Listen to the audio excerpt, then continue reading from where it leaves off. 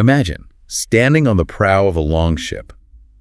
The salt spray of the North Sea is hitting your face, the wood is creaking beneath your boots, and ahead of you, through the mist, lies the coast of England. You aren't just a soldier, you are a leader. You are there to conquer, to build a home, and to carve your name into history. I mean, that is the promise, the absolute fantasy hook of Assassin's Creed Valhalla. It is a compelling hook. And frankly, it's one that turned this game into a massive cultural moment back in 2020. It wasn't just a video game release. It was a mood. Oh, yeah. Everyone wanted to be a Viking for a few months. Totally. But today, we aren't just doing a standard review of the game. We're not going to sit here and list, frame rates or polygon counts. Right, because that would be too easy. And honestly, you can find that anywhere. We're doing something a little different. A lot different. We're taking a stack of source material, including a review from a specific individual and their personal gamer profile, and we're going to decode their experience. We're calling this person this player based on a review by a user named Stonemonkey. Exactly. We have this player's review, their self-assessed skill profile, and then the broader context of the game's development from Wikipedia. My goal here is to really connect the dots. Okay. I want to show why this player reacted the way they did based on who they are as a gamer. It's almost like forensic psychology applied to game design. I love that angle. Instead of asking, is the game good? We're asking, why did it feel this way for this specific person? Yes, and through a very specific lens. So our mission is to see Valhalla through the eyes of someone who admits right off the bat that they are not a pro gamer. Far from it. And that brings a fascinating perspective to a game of this sheer magnitude. Okay, let's unpack this. Before we get into this player's head, we need to set the stage. What exactly are we dealing with here? We're looking at Assassin's Creed Valhalla, the 12th major installment in the series, released in 2020. It's an action RPG developed primarily by Ubisoft Montreal. Primarily. Right, and this is important for understanding the scale we're about to discuss. 14 other studios supported its development. 14 studios. That sounds less like a development team and more like a small nation. It basically is. So the game is set principally between 872 and 878 AD. So prime Viking expansion era. Exactly. The Viking expansion into the British Isles. You play as Eivor Varinsdottir, a Viking raider leading their clan from Norway to settle in England. And just to clarify for the listeners, Eivor can be played as female, male, or you can let the game decide based on animus signal strength. Oh, right. Correct. And the narrative hook is that Eivor is establishing a new clan, Ravensthorpe, while getting entangled in the ancient conflict between the Hidden Ones. The precursors to the Assassin. And the Order of the Ancients, yep. It's the classic Assassin's Creed formula hoods, hidden blades, conspiracy theories, but, wrapped in furs, axes, and longships. But the scope was intended to be something special. I remember one reviewer described it as the grand unifying theory of the series. What does that even mean? Well, it tried to combine the old school social stealth and hidden blades with the new school massive open world RPG elements found in Origins and Odyssey. Okay, so you have this gargantuan game designed by a small army of developers trying to be everything to everyone. Now let's introduce our test subject. Who is this player? This is where it gets fascinating. This player has provided a very honest profile. They rate their own gaming skill as a C. The C. I genuinely appreciate the honesty. Most people claim they're an A until they get crushed in a lobby. Right, and they explicitly state, and I'm quoting here, I really suck at action, even though they enjoy the genre. They avoid online games entirely. So not a competitive player. Not at all. Their go-to genres are RPGs, science fiction, mythology, and fantasy. So we have a player who loves the idea of epic adventures, dragons, spaceships, Viking raids, but maybe doesn't have the twitch reflexes of an esports athlete? Exactly. They aren't looking for a punishment simulator. They're looking for an experience. A vibe. A vibe. But here is the most critical piece of data from their profile, and this is the key to unlocking their entire review. Lay it on me. Visual is the first thing I check. They prioritize art direction and style over realism. If the game looks good and fits their aesthetic taste, they are in. And everything else is secondary. Plot comes second. Music is a bonus point.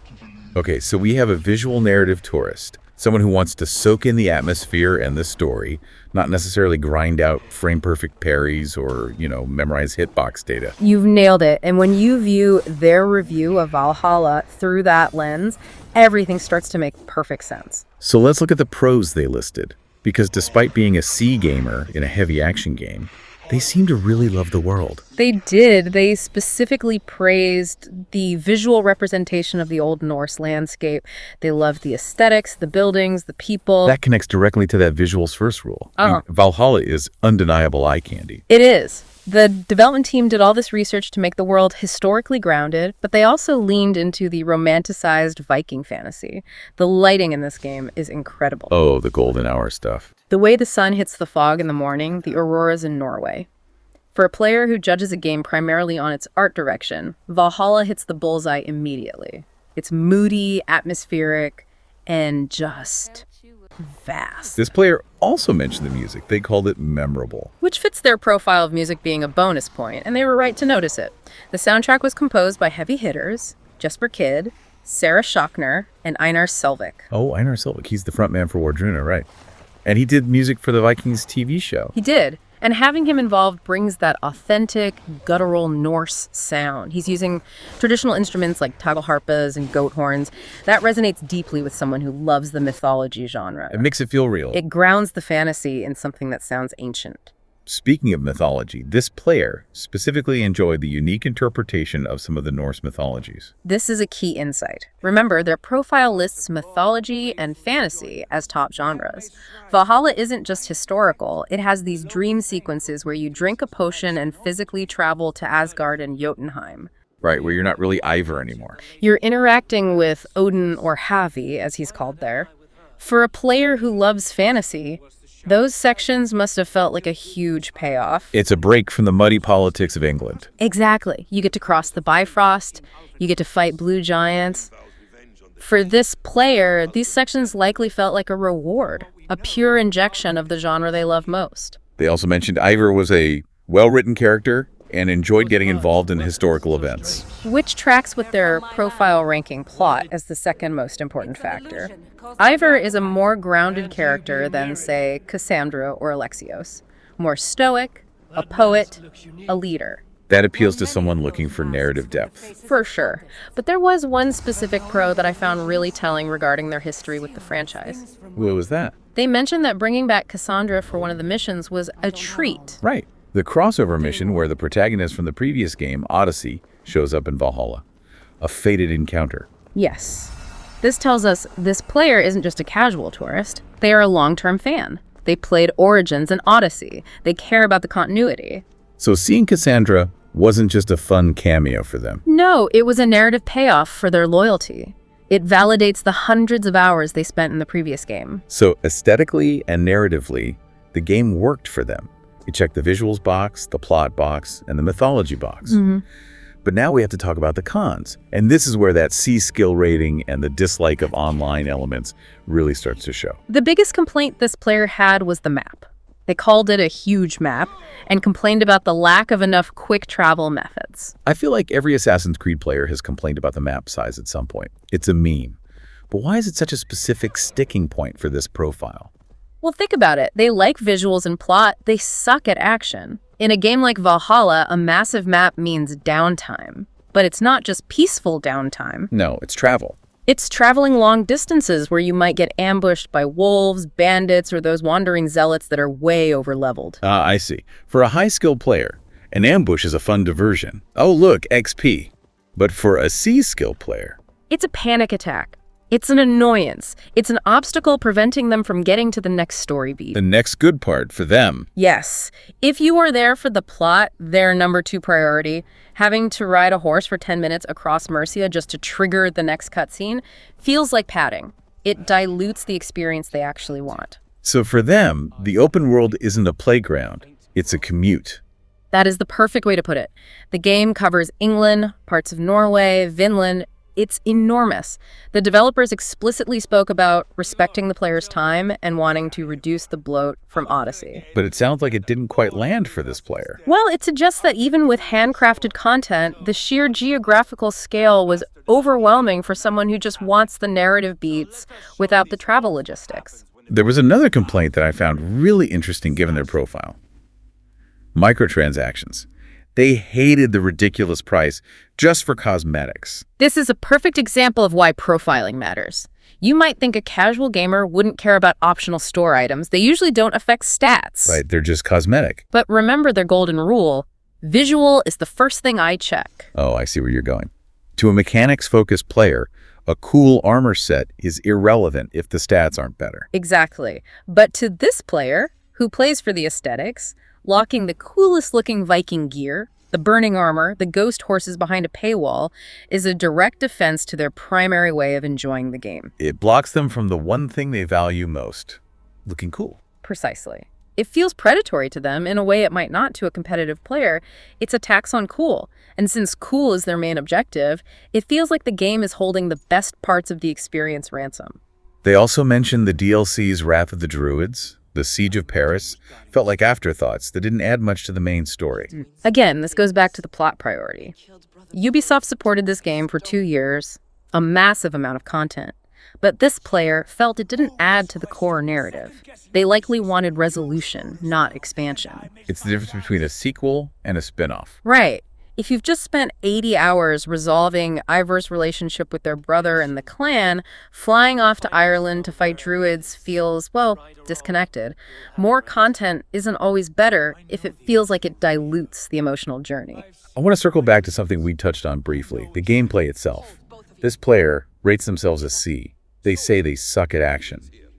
But they didn't really complain about the combat difficulty. No, they didn't. They didn't mention the raids or the assaults much at all. That silence is loud, isn't it? Valhalla introduced dual-wielding, complex skill trees, raids, stun meters, but this player barely mentions them. Why do you think that is? Because for them, the combat is likely just a means to an end. It's the toll they pay to get to the next story beat or the next beautiful vista. So they're not engaging with it deeply. I doubt it. They don't want to. They probably found a weapon that worked.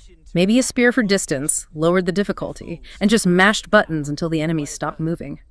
They weren't trying to master the system, they were trying to survive it. Okay, that makes sense. But they did mention one mechanic they loved. The building. The settlement. Ravensthorpe. This is a crucial feature. It was absent since Black Flag, and they brought it back with a renewed importance.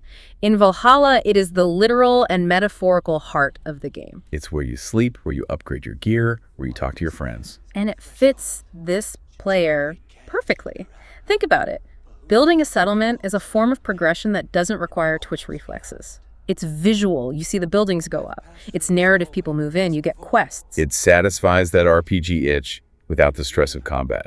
Correct. It grounds the visual narrative tourist in the world. It gives them a home base. And the developer said the settlement was meant to show the cultured side of Vikings, not just the bloodthirsty invaders. That nuance appeals to someone who lists mythology as an interest. They want world building, not just destruction. Exactly. Now, this player mentioned this was the third game they played in the Mythology trilogy right after Origins. So they played Origins, then presumably Odyssey. Since they knew Cassandra, yes. And then Valhalla. And they noted it had the same pros as the other two. That suggests a bit of fatigue to me. Ubisoft calls Valhalla the grand unifying theory, but for a player who just finished Origins, Valhalla is another massive map, another 100 hours of clearing icons. It's the Ubisoft paradox. They want to give you endless value, but for a casual player, it can feel like a homework assignment that never ends. And yet, they finished it. They called Ivor well-written. They loved the landscape, so the hook worked, even if the size was a drag. So what does this all mean? If we step back and look at this player as a representative of a certain type of gamer, what are we seeing? We are seeing the immersive escapist. This isn't someone playing to master a system or beat a high score. They are playing to be transported. They want the Viking fantasy without the Viking hardship. In a way, yes. They want the aesthetic of the raid, the sound of the music, the drama of the clan. But they don't want the friction of a long trek across England or a punishing boss fight. They want the feeling of the era, not the reality of the logistics. You've got it. It raises an interesting question about game design. Ubisoft invested heavily in Scale 14 Studios, the biggest launch in the series' history. But for this player, the best parts were the music, the art, and the character moments. And the worst parts were the things that resulted from that scale. The empty travel time, the feeling of bloat, it highlights a tension in modern AAA gaming. What tension is that? The tension between value defined as hours of content and value defined as a tight, cohesive experience. This player loved the quality but resented the quantity. That is such a key distinction. We often hear 100 hours of gameplay as a selling point. But for a C-skill gamer with a love for plot, maybe 40 hours of high-quality story is actually better value. Absolutely. Think about the mission they loved. A fated encounter. That is a contained, story-rich experience. That's what they crave. When developers chase endless content to keep engagement metrics up, they risk alienating the players who are there for the art. It's funny, looking at the Wikipedia notes, Valhalla was a huge commercial success. Second most profitable title in Ubisoft history. So clearly they did something right. They captured the mass market. The Viking fantasy is universally appealing. But reviews like this one remind us that mass market is made up of individuals. And for this individual, the game was a beautiful sounding, well-written masterpiece. That was just too big for its own good. Exactly. I think that's a great place to wrap up our analysis of this player. It's a reminder that we all play games for different reasons. Some play to win, some play to escape. And some play just to see what's over the next hill, provided the hill looks artistically distinct, of course. And provided they don't have to pay $20 for the armor they're wearing while they climb it. That tax on cool is real. It is. So, here's a thought to leave you with. As games continue to chase historical accuracy in scale-making maps that are literally country-sized, are we reaching a breaking point? It's the question of the decade, isn't it? Is bigger actually antithetical to better for the modern busy gamer? Yeah, if the map is so big you have to use auto-travel to get across it, are you even playing the game anymore? Or are you just watching a loading screen with scenery? Something to think about the next time you open your map and see 500 unresolved icons staring back at you. Thanks for joining us on this deep dive into Assassin's Creed Valhalla. It was a pleasure to decode the Viking life with you. We'll see you next time. Keep exploring.